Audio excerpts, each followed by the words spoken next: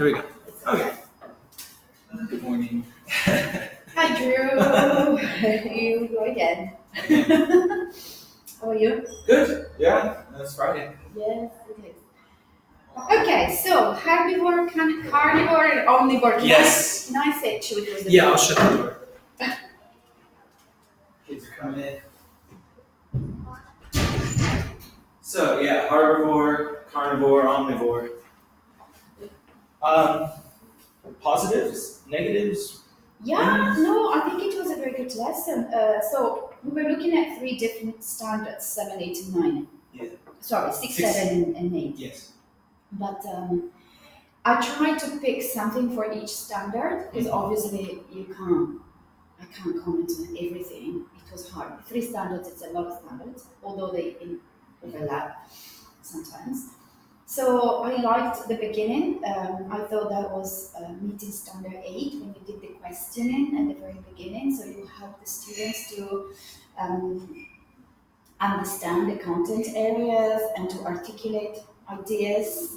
You review the words, the vocabulary with them from the lesson before, and then they explain the food chain. So that's where the thoughts got going, and they could articulate the whole process to you. Yeah, we communicated.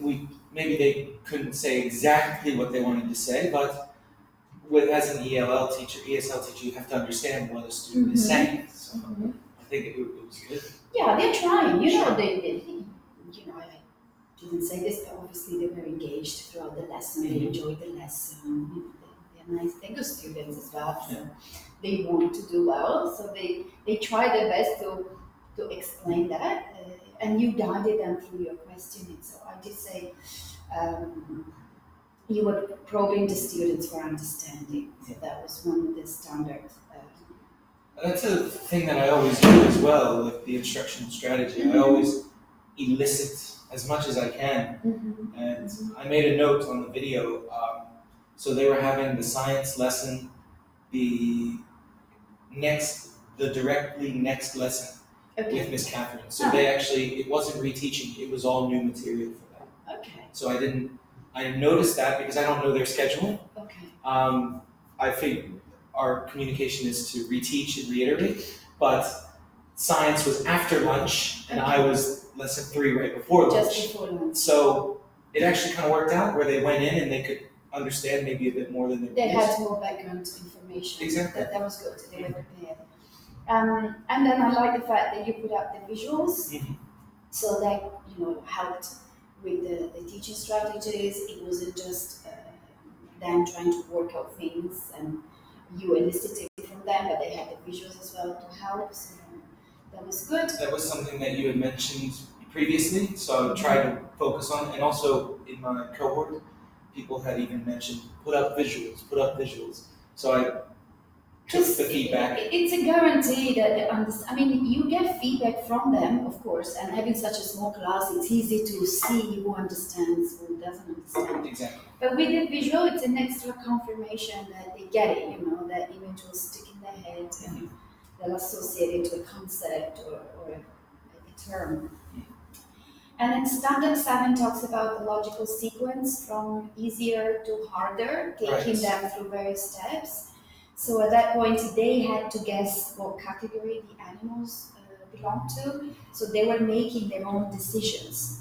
They weren't supported by you, and they had to decide by themselves. So that was a little bit of a harder task at that point. The game technology. The game, yes, and it had the game element as well in it. So they liked it. What else did I write? Standard 6 is about assessment. Right.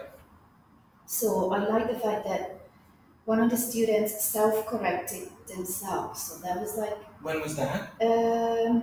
She said something about it's a carnivore or it's an omnivore. Said, oh no. In terms of, so she was doing the thinking. You could see the thinking process and self-assessment is very important in terms of growth. So the student was engaged with her own growth. She was reflective, and then you had the quiz for you to assess their understanding. So I thought you did a good Yeah. job in terms of feedback as well. I tried to, summatives are kind of hard to do for me personally. So formative is more my forte, where I can ask them questions, feedback, reinforcements of procedures and norms. So I tried to incorporate summative into I this. know. I mean, summative, I think the difficult thing for all teachers is just that you have to let go, and Right. they're on their own at that point. Mhm. So, no questions asked, they get it, they don't get it, you see them struggling, Right. you can't say anything. That's the hardest part, especially for, A small class too. yeah, yes. But I just thought, the lesson was successful, and you met different standards. They seem to have enjoyed it. You achieved your objective. They seem to understand. I didn't look at the posters at the They're finished continuing. product. Oh, okay. I divvied up the lesson. I don't know if you knew, to keep it interesting. You had mentioned before less time on the review, so I did a Yes. very short review this time Yeah. and focused on new material. I noticed that I was giving too much emphasis on the review when I should just be continuing, because students are already telling me they understand. Because it comes back anyway Exactly. during the lesson. So that unless it's a completely new topic, then it's all related. And so it was like a 5 to 7 minute review, a 10 to 15 minute new material, a 10-minute assessment, 5 minutes here and there for just questions, discussion, and then the rest poster board, show me what you know. And they did omnivore with the skunk. They drew a skunk, and they did carnivore with a shark, and he's drawing the prey. So it's working.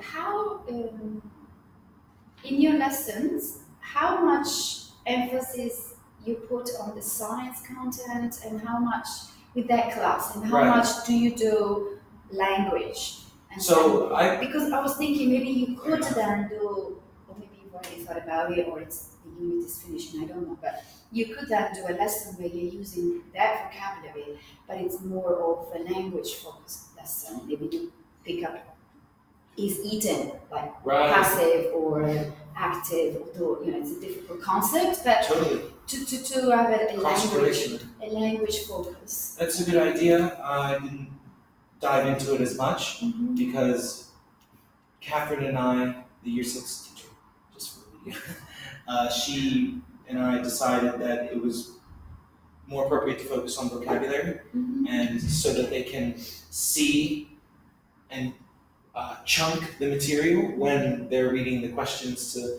answer. And just an FYI, the last time when you came in and viewed my lesson, what's it called? When you observed my lesson, Yes. I did science again. And then they were tested, and Ava, the girl, got 62%, which is not bad. It's working within It's good. for normal literacy and science. Yeah. And Dolakai got 55, so Okay, not bad for him. it's not bad, exactly. So what we're doing right now is working, but of course, during their normal ESL lessons, it's all language focused. It's all verbs, it's nouns, it's compound nouns, it's adjectives. Because, the risk is that in the end you have a lot of vocabulary, but you can't put it together in a sentence. They struggle to explain themselves. They need everything. Totally. That's really hard.